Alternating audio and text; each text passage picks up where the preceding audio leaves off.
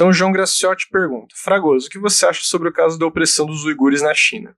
Acha que realmente acontece ou é só propaganda estadunidense? Olha, há algumas questões aí para se comentar. A questão do suposto chamado genocídio uigur na China, né?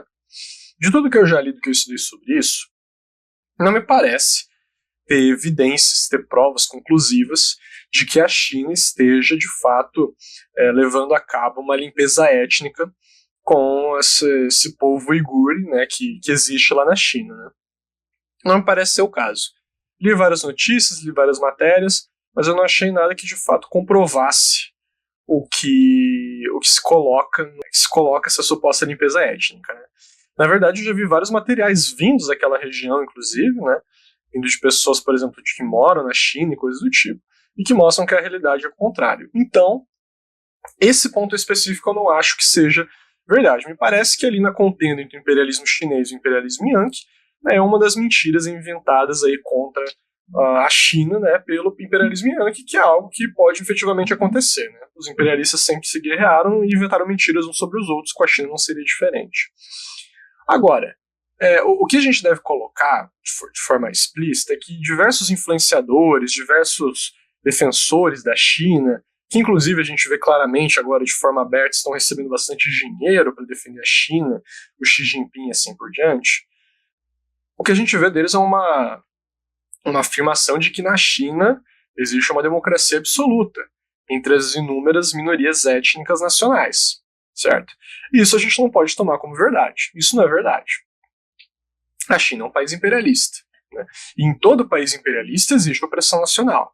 Nesse caso da China, no qual existem inúmeros povos, inúmeras etnias, isso é muito mais explícito. Então, sim, existe opressão nacional na China, existe opressão contra minorias étnicas, existe sim, porque essa é a lei geral do imperialismo. É a reação em toda a linha. Mas o professor Amit, ele é indiano, né, um democrata revolucionário indiano, ele fala sobre isso, inclusive, no seu livro sobre o Tibete. Né? Ele deixa bem claro, quando ele trata lá no seu livro sobre a questão do Tibete, de que a política chinesa ela mudou porque a China hoje não é mais socialista. Né? Então a política relacionada ao Tibete da China atualmente é efetivamente muito diferente daquela na qual o presidente Mao e a China socialista de fato adotavam. Vou citar aqui então uma questão que é importante, né? Isso aqui do livro do professor Amit. Aqui, né? Questões relativas ao Tibete, está vendo aqui no site do jornal Nova Democracia. Aqui na descrição fala, né, em março de 2008, todos os principais jornais e canais de televisão indianos publicaram notícias sobre a rebelião no Tibete, quando, casualmente, completava-se o cinquentenário da rebelião Tibete Livre, de 1953.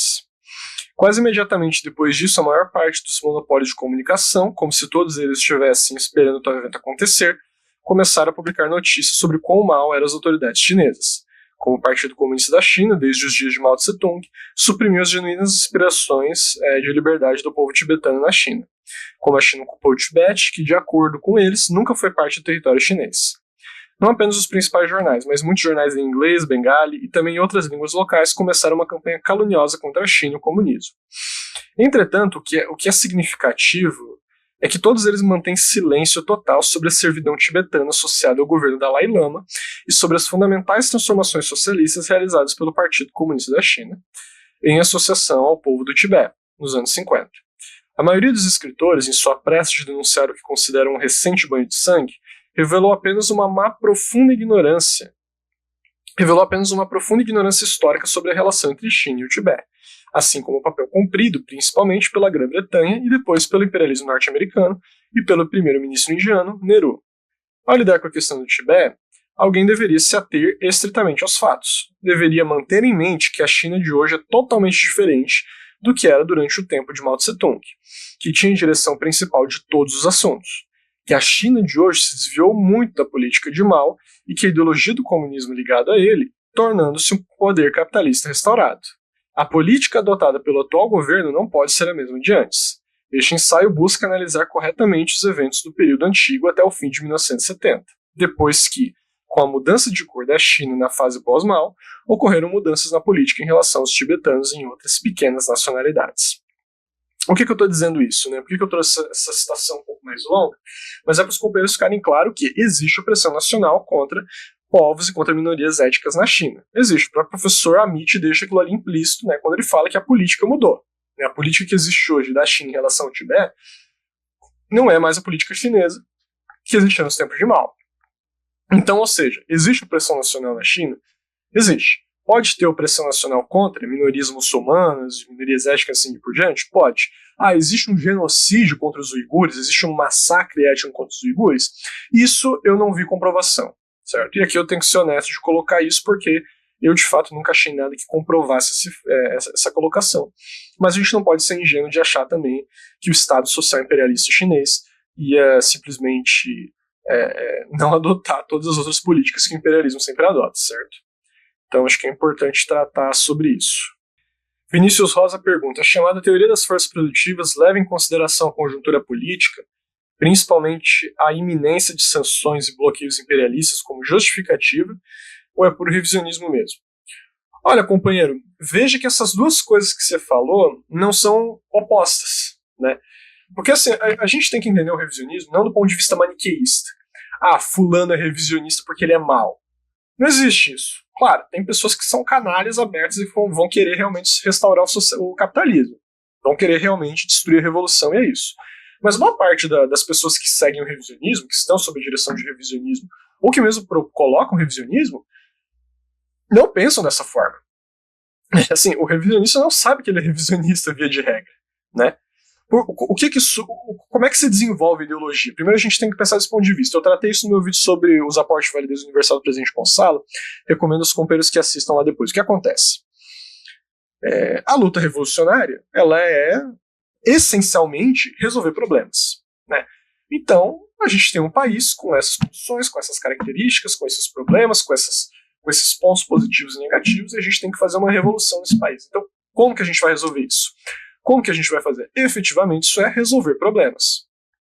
Resolver os problemas colocados pela realidade. O que é o revisionismo em suma? O revisionismo nada mais é do que a resposta mais fácil para um problema difícil, né? Então, o povo brasileiro é muito reacionário, sei lá, ou não, a gente não tem capacidade de fazer uma revolução no Brasil, é porque o povo é muito reacionário. Mas já que a gente não tem como fazer uma revolução, então vamos fazer uma acumulação fria de forças, de disputar eleições até que no dia de São Nunca, de tardezinha, se não chover, a gente faz a revolução.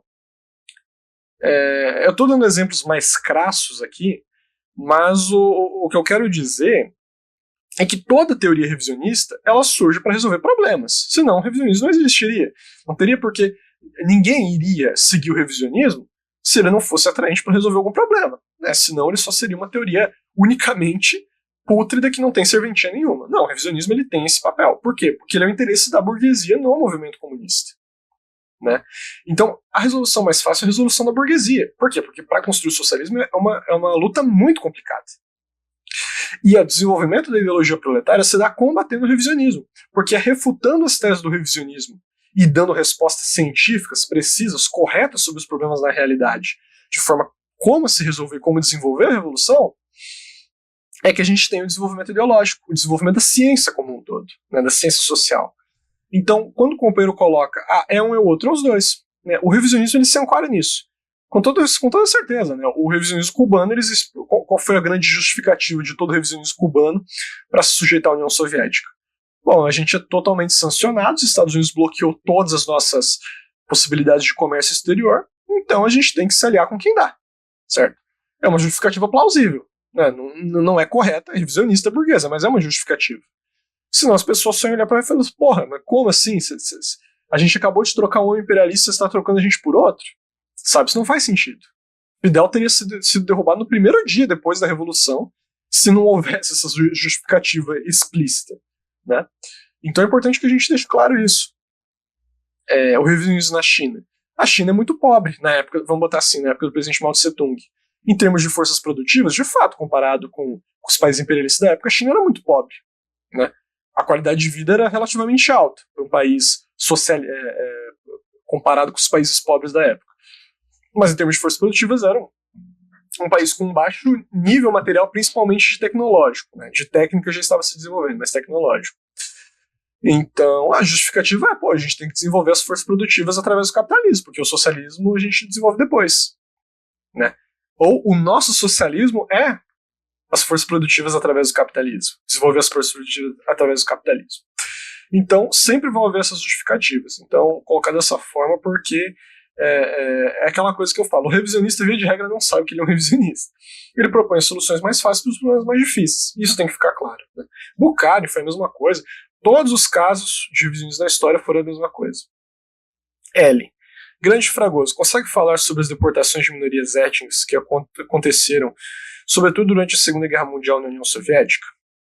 Olha, teve vários casos, né, de exílio, né, de deportações de alguns povos específicos que habitavam a União Soviética, né, e que muitos historiadores burgueses, reacionários, anti-stalinistas principalmente, colocam como sendo caso de limpeza étnica. Mas não é isso, né, não é esse o caso. O que ocorre é que aí teve vários casos, tá? Não vou saber lembrar cada um deles aqui, mas teve vários casos nesse sentido. E o ponto central é entender que não se tratava de forma nenhuma de limpeza étnica ou qualquer coisa do tipo. Outros historiadores, inclusive burgueses, sabem disso. O ponto central é que todos esses povos e populações que passaram por esse processo estavam representando uma grande ameaça no sentido de serem populações que estavam ativamente trabalhando a favor da contra-revolução, né? Então, teve casos nos anos 30, teve casos da própria Guerra Civil Russa, mas vamos falar no caso da União Soviética. Tinha povos que o caso de colaboração com o nazismo estava praticamente permeado por toda aquela região, por todas aquelas pessoas, né? Colaboracionismo com o nazismo contra a União Soviética, né? Contra o Exército Vermelho. Então, a atitude do Politburo, do Comitê Central, não foi exterminar aquelas pessoas. Não foi... a política de exílio, ela foi uma política desesperada para impedir, né, que esses povos continuassem colaborando com o nazismo e que acabasse surgindo ali um antro de contra-revolução naquele local, né?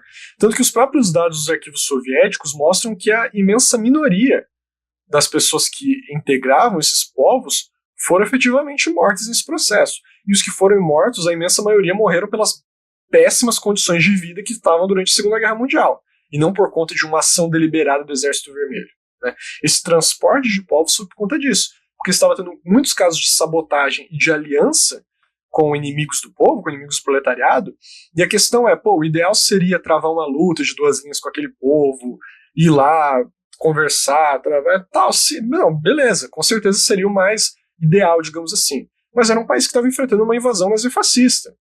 Era um país que estava enfrentando sabotagem, espionagem, com o Japão invadindo a Manchúria em 1931, com o Pacto Anticomintern em 1936. Então, assim, o próprio Molotov colocou isso na sua entrevista ao Felix Schweb, né? Ele coloca dessa forma, olha, não foi o melhor, tipo assim, não era o ideal a se fazer, mas era o que a gente tinha que fazer. Porque senão a gente ia ter muitos sérios problemas ali na frente contra os nazistas, né? Eram povos que efetivamente estavam colaborando com o nazismo, né?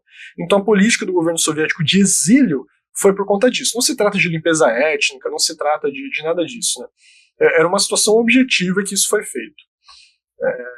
Tem até um texto, recentemente, que eu estava lendo, que é uma crítica ao livro do Timothy Snyder, que é o Terras de Sangue, né, do Timothy Snyder, que nem é o livro famoso do Grover Furr lá, que é Mentiras de Sangue. Não é esse livro, não. É um texto de um historiador francês que ele fala. O Snyder fala que esses casos aí são de limpeza étnica, mas na verdade isso aqui está muito mais relacionado à percepção que o Estado soviético tinha de povos contra-revolucionários que poderiam se aliar aos nazistas, do que propriamente uma noção de limpeza étnica, né? Então, isso os próprios historiadores burgueses. Esse cara que falou é o Jean Sauchany, que é um historiador francês, né, que fala sobre isso. Então é importante deixar claro que o que aconteceu foi isso, né? E claro, foi o ideal, foi o mais bonitinho, não, né? Foi uma expressão conturbada do processo de luta de classes. Mas, dado o que a gente analisa da história, era o que dava para fazer na época, né? Para impedir o pior, no caso, né? Para impedir o avanço da colaboração com o nazifascismo e o avanço, né, da luta contra o socialismo na União Soviética.